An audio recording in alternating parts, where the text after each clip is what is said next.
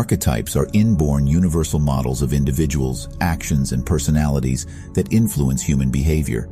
According to Swiss psychiatrist Carl Jung's view, these archetypes were archaic forms of fundamental human knowledge passed down from our forefathers. These archetypes are universal patterns and images that are part of the collective unconscious, according to Jungian psychology. Jung felt that we inherited these archetypes in the same manner that we inherited instinctual behavioral tendencies. Personal unconscious versus collective unconscious. Jung was a Sigmund Freud disciple at first. The connection eventually fell apart due to Jung's criticism of Freud's emphasis on sexuality during development, leading Jung to establish his own psychoanalytic approach known as analytical psychology. While Jung agreed with Freud that the unconscious was significant in personality and behavior, he enlarged on Freud's concept of the personal unconscious to include what Jung referred to as the collective unconscious. Jung felt that the human psyche was made up of three parts: the ego, the personal unconscious, the collective unconscious. According to Jung, the ego symbolizes the conscious mind, whereas the personal unconscious contains memories, including suppressed memories. The collective unconscious is an unusual component in that Jung believed it served as a form of psychological inheritance. It contains all of the collective knowledge and experiences of humans. The origins of Jungian archetypes. Archetypes, according to Jung, emerge from the collective unconscious. He proposed that these models are innate, universal, unlearned, and inherited. Archetypes structure how we perceive particular things. All the most powerful ideas in history go back to archetypes, Jung said in his book, The Structure of the Psyche. This is especially true of religious ideas, but central concepts in science, philosophy, and ethics are no exception. They are versions of archetypal notions formed by actively applying and adapting these ideas to reality in their current form. For it is the duty of awareness not only to identify and assimilate the external world through the senses, but also to translate the world within us into visible reality, he proposed. Jung rejected the concept of tabula rasa, or the idea that the human mind is a blank slate at birth that can only be written on by experience. He felt that our forefathers' fundamental unconscious biological features were preserved in the human psyche. These primordial images, as he named them at first, serve as a fundamental foundation for understanding what it means to be human. Jung felt that the archaic and mythic figures that comprise the archetypes reside in all people from all over the world. Archetypes represent fundamental human motives, values, and personalities. Jung believed that each archetype played a role in personality, but that one archetype dominated most people. The actual manner an archetype is manifested or realized, according to Jung, is determined by a variety of circumstances, including an individual's cultural influences and uniquely personal experiences. The main archetypes. Jung identified 4 major archetypes, but believed there was no limit to the number of archetypes that could exist. The presence of these archetypes cannot be directly observed, but can be deduced through religion, dreams, art, and literature.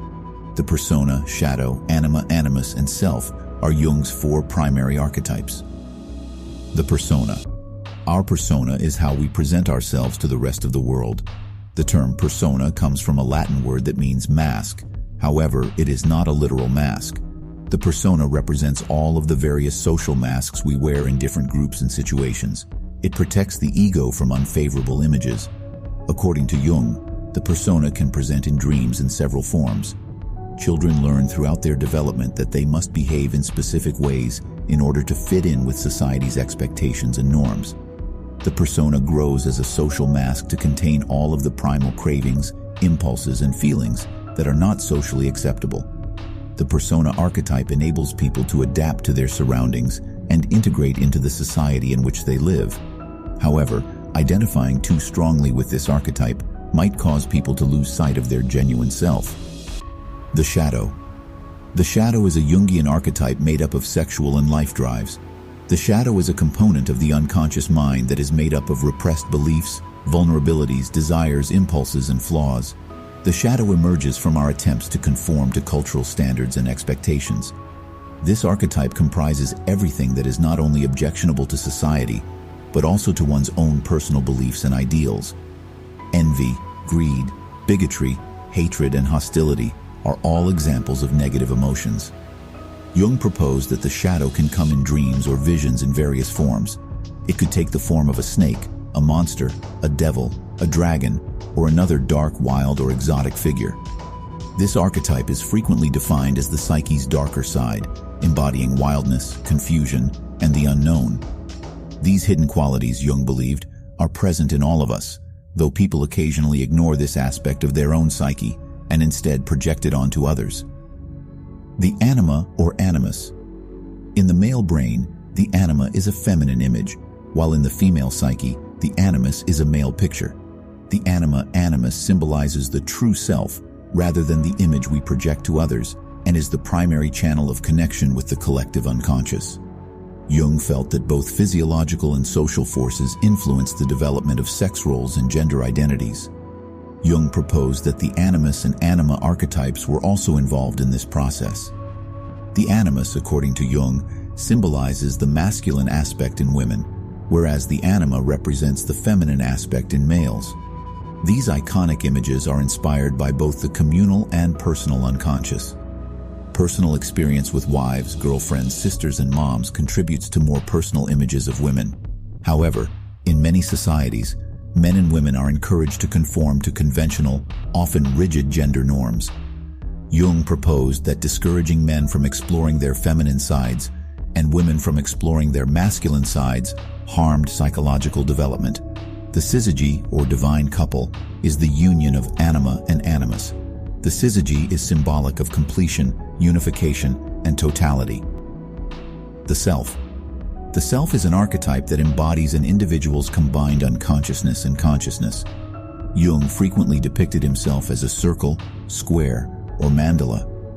The process of individuation, in which the various components of personality are integrated, is used to create the self. Jung believed that discordance between the unconscious and aware minds could result in psychological difficulties. Bringing these conflicts into conscious knowledge and accommodating them was a crucial component of the individuation process. Jung proposed that there were two distinct personality centers. The ego makes up the center of consciousness, but it is the self that lies at the center of personality. Personality encompasses not only consciousness, but also the ego and the unconscious mind. Consider this by envisioning a circle with a dot in the center. The complete circle depicts the self, with the small dot in the center representing the ego. The ultimate goal for Jung was for an individual to develop a sense of unified self, which is comparable to Maslow's concept of self-actualization in many aspects. Archetypical figures. Jung acknowledged that the four main archetypes can intermingle and give rise to 12 archetypical figures, also known as archetypical images. These include ruler, creator-artist, sage, innocent, explorer, rebel, hero, wizard, jester, everyman, lover, and caregiver.